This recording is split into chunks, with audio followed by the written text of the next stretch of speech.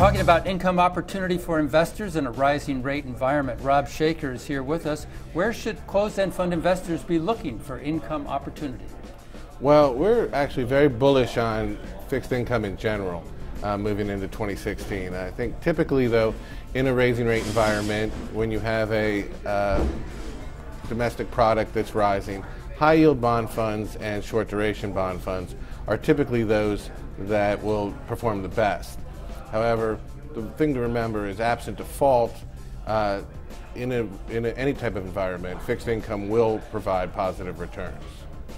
Talk about how this fits in with conventional wisdom about how to get income out of your investments in the closed-end fund universe.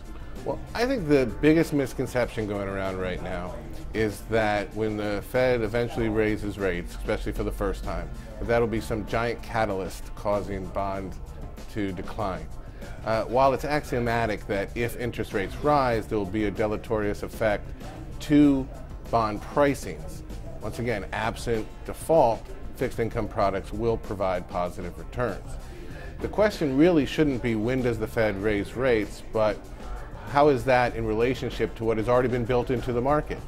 If you remember, it's been 2 years since the taper tantrum first started, and so bonds have had 2 years to effectively price in what they think is going to occur in the rise in rates.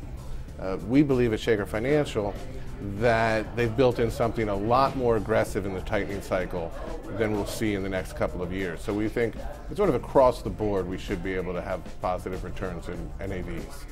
Many people are saying that the Fed will postpone a rise in rates until next year. What's your view?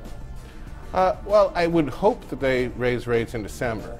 Once again, it has to do with this lift-off, not really being consequential at all to the bond markets. However, we believe that there's actually a timing issue here, and that is, we believe there's a lot of people who put themselves in cash. Now, cash is paying less than 0.25%. Absent default, fixed income is going to provide something better than that. But I think we've gotten to the point now where many investors are sitting back saying, well, hey, I've waited this long. I'm not going to start investing until the Fed actually lifts off. So I think actually when the Fed does lift off, you'll actually see a much more positive effect on bonds, and especially in the closed-end fund area, in which that extra demand will actually lead to a tightening as well and a narrowing of discounts, which will just be an extra additive for any investor. Parting thoughts on the topic of the potential income opportunity available to closed-end investors and their financial advisors. I think, in general, I think fixed income is going to be a very nice place to get returns.